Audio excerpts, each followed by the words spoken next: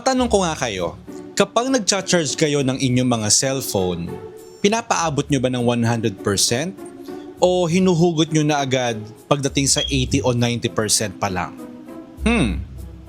Marami kasi ang nagsasabing masisira ang battery kapag umabot ng 100%. Pero totoo nga ba yun? Ang sagot ay hindi naman agad. Sa mga modernong cellphone ngayon, may battery management system na pumipigil sa overcharging. Ibig sabihin, kapag umabot na sa 100%, hindi ibig sabihin tuloy-tuloy pa rin ang pagpasok ng kuryente sa battery. Pero may isang bagay na dapat malaman.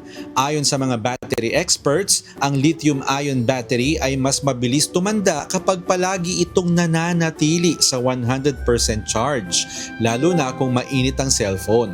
Kaya mapapansin mo, may mga cellphone na mayroon ng feature tulad ng optimized battery charging o kaya battery protection.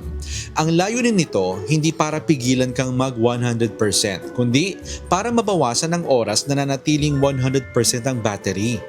Ibig bang sabihin, hindi mo na dapat i-charge hanggang 100%? Depende. Kung lalabas ka at kailangan mo ng buong battery, walang masama sa pag-charge hanggang 100%.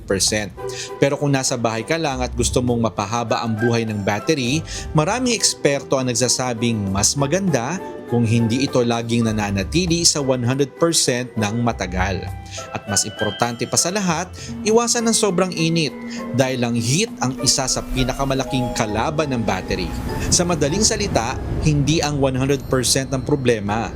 Mas mahalaga kung gaano katagal itong nananatili sa 100% at kung gaano kainit ang cellphone habang nagcha-charge. Ikaw, pinapaabot mo ba ng hanggang 100% ang charging ng iyong cellphone o binubunot mo na agad bago pa man mapuno? Sana po may natutuhan kayo at laging tatandaan, mapalad po ang tao na nakakasumpo ng karunungan at ang tao na nagtatamon ng kaunawaan.